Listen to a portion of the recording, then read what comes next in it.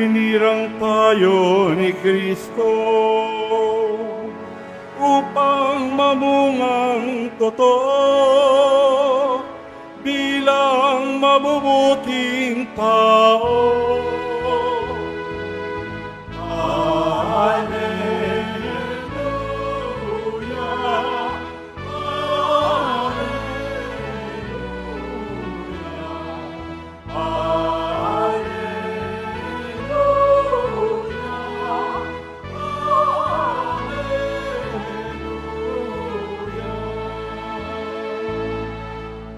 Sumainyo ang Panginoon. At sumayo rin. Ang mabuting balita ng Panginoon ayon kay San Marcos. Papuri sa iyo, Panginoon. Sa gitna ng pagbubunyi ng mga tao, pumunta si Jesus sa Jerusalem at pumasok sa templo. Pagkatapos tingnan ang lahat ng bagay doon, lumabas siya at nagbalik sa Betanya, kasama ang 12, palibas ay gumagabi na noon. Kinabukasan, nang sila'y pabalik na mula sa Betanya, nagutom si Jesus. Natanaw nito sa di kalayuan ng isang puno ng igos na madahon. Nilapitan niya ito upang tingnan kung may bunga. Ngunit wala siyang nakita kundi ang mga dahon, sapagkat hindi papanahon ng igos noon. Kaya't sinabi niya sa puno ng igos, wala nang makakain pa ang iyong bunga. Ito'y narinig ng kanyang mga alagad. Pagdating nila sa Jerusalem, pumasok sa templo si Jesus. Kanyang ipinagtabuyan ang mga nagbibili at namimili noon at ipinagtaob ang mga misa ng mga namamalit ng salapi at ang upuan ng mga nagtitinda ng kalapate. Pinagbawalan niyang magdaan sa loob ng templo ang sinumang may dala-dalahan at tinuruan niya ang mga tao. Sinabi niya, nasusulat, ang aking bahay ay tatawaging bahay dalanginan at ng lahat ng bansa. Ngunit ginawa ninyong pugad ng mga magnanakaw. Narinig ito ng mga punong saserdote at ng mga iskriba. Buhat nooy, humanap sila ng paraan upang mapatay si Jesus sapagkat natatakot sila sa kanya dahil sa humahanga ang lahat ng tao sa kanyang turo. Pagdating ng gabi, lumabas na naman ng lungsod si Jesus at ang kanyang mga alagad. Pinaumagahan, pagdaan nila'y nakita nilang patay na ang puno ng igos. Naalaala ni Pedro ang nangyari at kanyang sinabi kay Jesus, Guro, tingnan ninyo, namatay ang puno ng igos na sinumpa ninyo. Sumagot si Jesus, manalig kayo sa Diyos. Tandaan niyo ito. Kung sabihin ninyo man sa bundok na ito, umalis ka riyan, tumalon ka sa dagat, na hindi siya nag-alinlangan, kundi nananalig, na mangyayari ang sinabi niya, ito'y gagawin ng Diyos para sa kanya. Kaya sinasabi ko sa inyo, anuman ang hingin ninyo sa panalangin, manalig kayong matanggap ninyo yon at matatanggap nga ninyo. Kapag kayo'y mananalangin, patawarin muna ninyo ang nagkasala sa inyo upang ipatawad din naman sa inyo ng inyong amang nasa langit ang inyong pagkakasala. Ngunit kung hindi kayo magpatawad, hindi rin naman kayo patawarin ng inyong amang nasa langit. Ang mabuting balita ng Panginoon. Pinupuri ka namin, Panginoong Hesukristo. Magsiupo po tayo. Isang mapagpalang araw po sa inyong lahat. Purihin po natin ang ating Pong Hesus Nazareno. Araw na naman ng Panginoong Hesus Nazareno dahil ay Biyernes at tayo ay nagsiksikan. Gusto talaga nating ipahayag ang ating pagmamahal at pananalig sa ating Pong Hesus Nazareno. Kaya hanggat maari ay gusto nating papasok sa Basilica Minor at pamansang nambana ng Poong Hesus Nazareno. At ito yung ating pagpapahayag ng pananalig. Ang atin pong mga pagbasa ngayon ay tungkol sa pananalig. Sa ating Ebanghelyo ni San Marcos, Kapitulo 11, versikulo 11 hanggang 26, sa versikulo 22, ay nagsabi ng ating Panginoon na manalig kayo.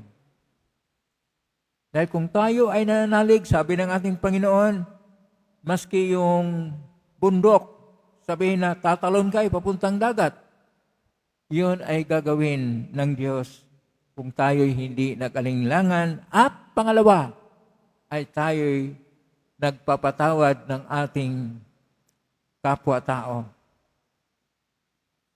Ito yung dalawang dapat nating gawin. Kasi kung minsan tayo'y nanalangin, pero hindi natin pinatawad ang ating sarili, hindi natin pinatawad ang ating kapwa-tao, tayo mahihina lang, marupok lang, makasalanan, kailangan magkaroon tayo ng pagpapatawad sa isa.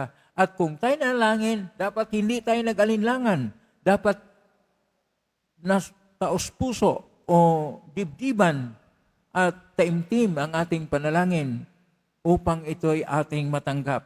Kasi kung minsan, sabi nyo, ang tagal-tagal ko nang nanalangin sa Poong Hesus Nazareno, bakit wala pa? Ang tagal-tagal ng pagsakripisyo, bakit hindi pa natanggap ang biyayang dinudulog? Kailangan natin, una, manalangin ng walang alinlangan. Pangalawa, handang magpatawad sa ating kapwa-tao. Kasi kung minsan tinitingnan natin, manalangin lang tayo ng taimtim, nakalimutan natin na magpatawad sa ating kapwa-tao. Dahil araw-araw, maski simple lang ang buhay, dahil mahina tayo, mayroon talagang nangyari. Kaya kailangan tayong magpatawad sa isa't isa. At dito po sa ating mga pagbasa, ang unang pagbasa natin, unang sulat ni San Pedro, ay nagtuturo sa atin na kung anuman ang kaloob ng Diyos na ibinigay sa atin, yun ay ating gawin. Pero gawin natin ng may pagmamahal.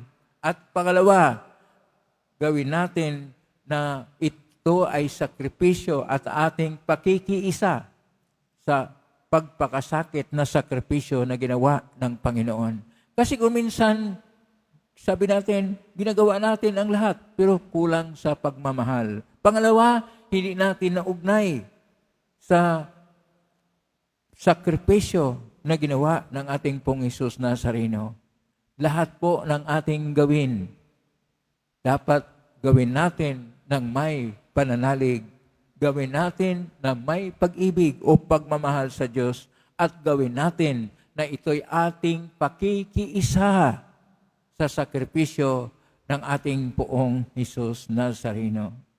Yun pong gustong manalig sa ating Panginoon at humihingi ng biyaya o grasya na matanggap natin pagkatapos ng misa, pero kailangan na may taimtim na pananalig at panampalataya at taimtim na panalangin at may pag-ibig. Pumlakpak nga ng malakas at sabi natin, Panginoon, Ikaw ay may kabutihang loob. Matanggap nawa namin ang biyaya na aming idinulog sa iyo. Pero ulitin ko po, sabi ng Panginoon, hindi mag-alinlangan. Ibig sabihin, taimtim na pananalig. Pangalawa, na tayo'y magkaroon ng pagpatawad sa isa't isa. Pangatlo, sa sulat ni San Pedro, kailangan tayong mayroong pagmamahal. Pang-apat, na ang lahat ng ating ginagawa ay ang ating pakiisa sa sakripisyo ng ating Panginoon. Ito ang mga kailangan.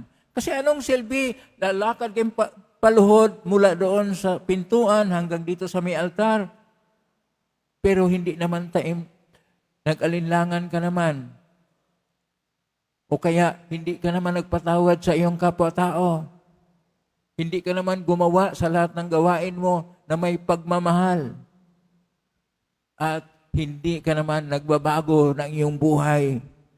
Kailangan natin itong mga kinakailangan upang tayo'y dumudulog sa Panginoon. Lahat po ay ating matanggap sapagkat bago pa man natin bigkasin, alam na po ng Diyos ano ang kinakailangan natin upang tayo magkaroon ng kaligtasan. Kailangan na po natin, una sa lahat, ang pananampalataya o pananalig. Sa salita ng ating Panginoon, ang pananalig ay imona. Mula po sa salitang amen, siya na nga na atin pong laging ginagamit. Imona. Pangalawa, ang ayon sa Koinokona Griego, sapagkat unang pagbasa at ang ating Ebanghelyo ay unihin sa Koinokona Griego, ang pananalig ay pistis. So dahil po nasalin sa Latin, pedes. Sa English, faith. Sa ating salita, pananalig. Manalig tayo sa Diyos at lahat ay gawin ng Panginoon. Kung may pag-ibig, kung walang pag-aalinlangan, kung tayo ay nagbabago at handang magpatawad sa isa't isa. Amen? Purihin natin ang Diyos.